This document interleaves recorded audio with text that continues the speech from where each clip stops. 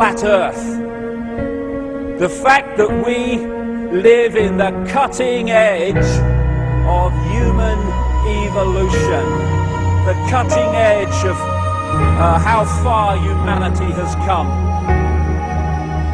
turning a planet of enormous beauty into a shithole ain't the cutting edge of human evolution.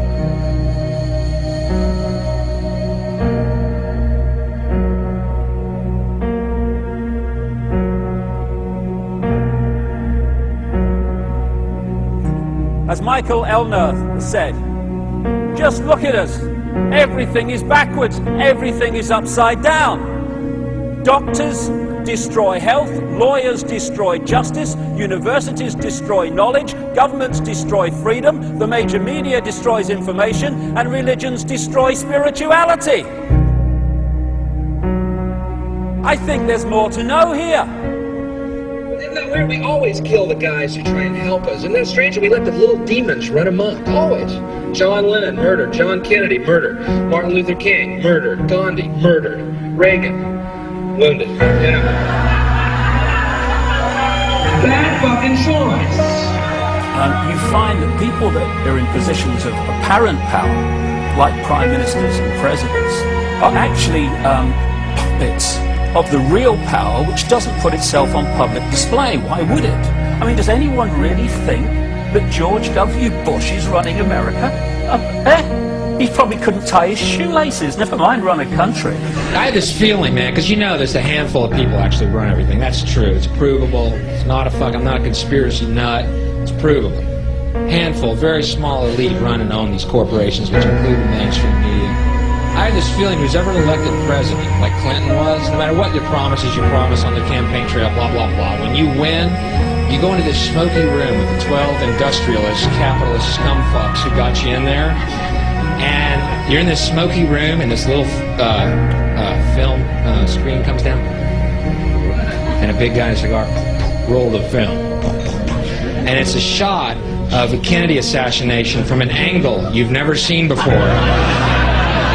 It looks suspiciously off the grassy knoll. And in the film, the screen goes up and the lights come up and they go to the new president. Any questions? Just what my agenda is. First we bomb Baghdad. You got it. What I am is frustrated at watching Orwell's 1984 unfold in front of our eyes by the day, while people focus on who shot Phil Mitchell. That is frustrating, because my children and your children, thank you, are going to have to live, indeed, in the timescale, so are we, because we're living in it now, when the most basics of freedoms are being taken away. The average man and woman is in a trance. They get home from work, they don't even talk to their children. They turn the television on, and they let those corporate messages set the agenda in their lives. All you ever hear about in this country is our differences. That's all the media and the politicians are ever talking about, the things that separate us, things that make us different from one another. That's the way the ruling class operates in any society. They try to divide the rest of the people. They keep the lower and the middle classes fighting with each other so that they, the rich, can run off with all the fucking money. Fairly simple thing, happens to work. You know, anything different, that's what they're going to talk about. Race, religion, ethnic and national background, jobs, income, education, social status, sexuality, anything they can do, keep us fighting with each other so that they can keep going to the bank. Divide and conquer is the motto. And as long as people continue to see themselves as separate from everything else, they lend themselves to being completely enslaved. We've all seen vast herds or flocks of sheep controlled by a sheepdog and an authority figure called a shepherd. You imagine if just a significant number, not even half, of those sheep said, we're not going to succumb to fear of the sheepdog, and we are going to go our own way.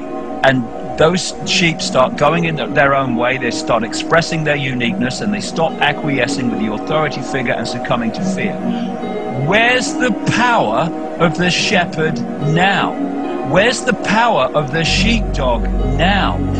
they have no power except in acquiescence by the mass of the sheep to the perceived power that they have. We need to start seeing humanity in these terms very, very quickly. I've seen these ants do great things.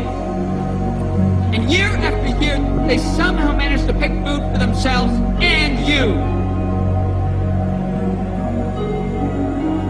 So who is the weaker species? Ants don't serve grasshoppers. It's you who need us.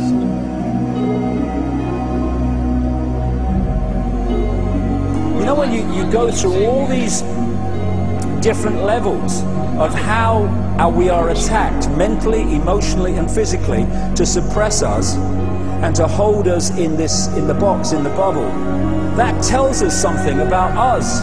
What people don't realize. Oh, it's negative. No, it's not negative. It's extremely positive, if you want to use those terms, because it's telling us who we really are. The level of suppression on multi-levels, in multi-ways, that they've had to go to and continue to go to hold us in servitude, shows the potential of genius and magnificence that we really are. And that's our natural